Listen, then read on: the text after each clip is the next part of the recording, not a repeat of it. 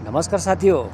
राजनीतिक विषय अहिलेको चलखेल के रहेछ भन्ने कुरा अलिकति ध्यान दिनुपर्ने जस्तो लाग्छ मलाई पनि।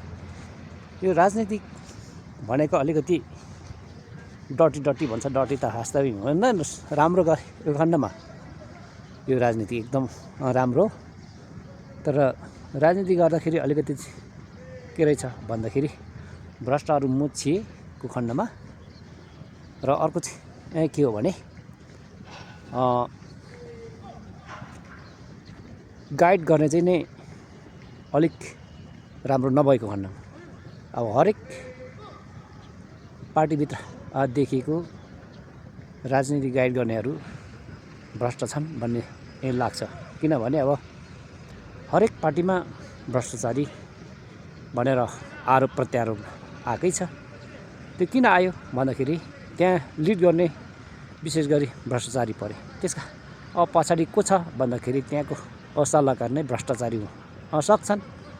किनभने नत्र भने त्यस्तो अब आरोप प्रत्यारोप लागिसकेपछि त्यो जुन सल्लाहकारहरूले त यो गर्नु हुन थियो यो गर्यो भनेर उसमा पनि आउनुपर्ने हो नि त, समाचारहरूमा पनि। यो मैले भनेको कुरा नमान्दाखेरिको अवस्थाले यो भ्रष्टाचार भएको हो भन्ने कुरा पनि आउनु पर्थ्यो नि, होइन र? त्यो भएको कारणले जब भ्रष्टाचार अनियमितता हुन गयो, कारण किन भन्दाखेरि सल्लाहकार नै भ्रष्टाचारमा होला। अब त्यसको माथि टाउके भ्रष्टाचार किन भयो भन्दाखेरि सल्लाहकार नै भ्रष्टाचारीले दिएको आदेश माने होला।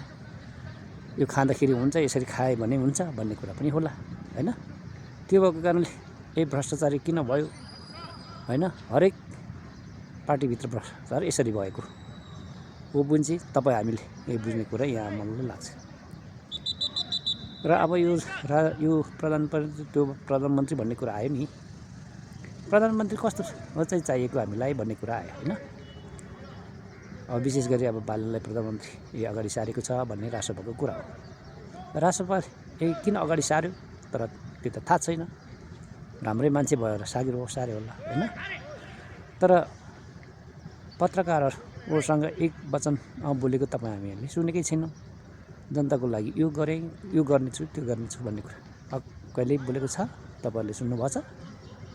सुन्नुभएको छैन भने यो हामी किन अन्धो भएर बसेको छौँ भन्ने कुरा पनि छ है साथी, होइन? विशेष गरी सानातिना पत्रकारले त उहाँहरूलाई छुन पनि सक्दैन। ठुलो पत्रकार भन्नाले त अब छुन सक्दैन भने सानो पत्रकारले त भन्नै परेन, होइन?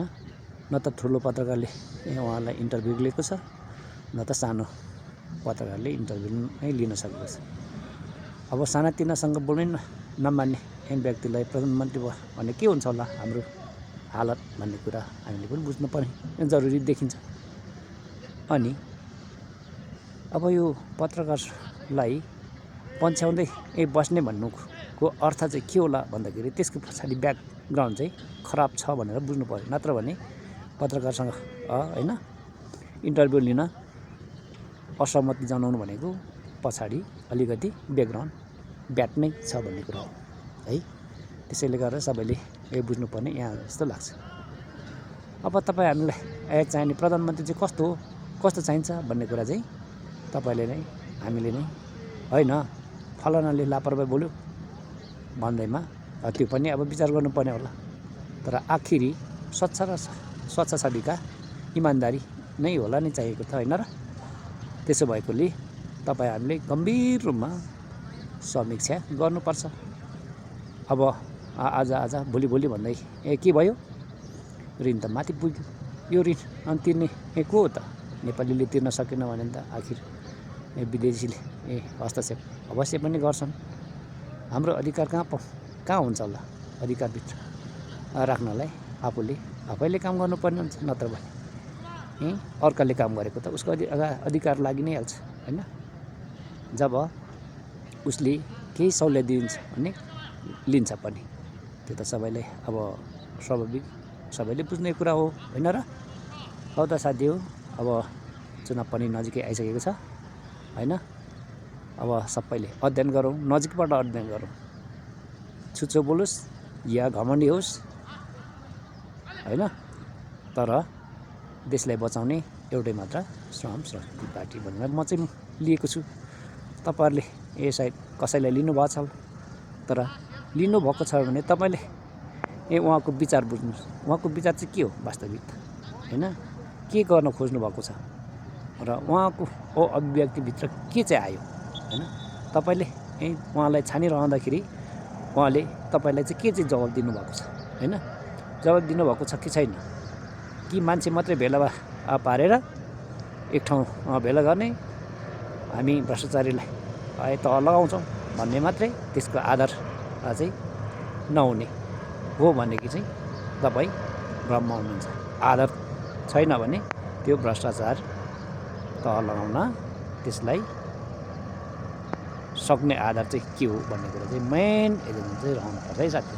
म त यति भने यहाँहरूले बुझ्नुभयो भएन सबैले होइन। सोचौँ, बेलैमा सोचौँ, नेपाल रहोस् भन्नेहरूले अब माटोमा भोट लाउनु होला।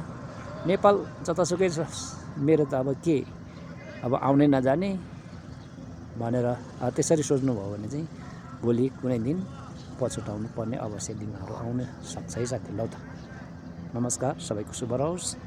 जय देश, जय होस् स्वाभिमानीहरूको, जय होस् इमान्दारीहरूको, जय होस् हाम्रो नेपालीहरू।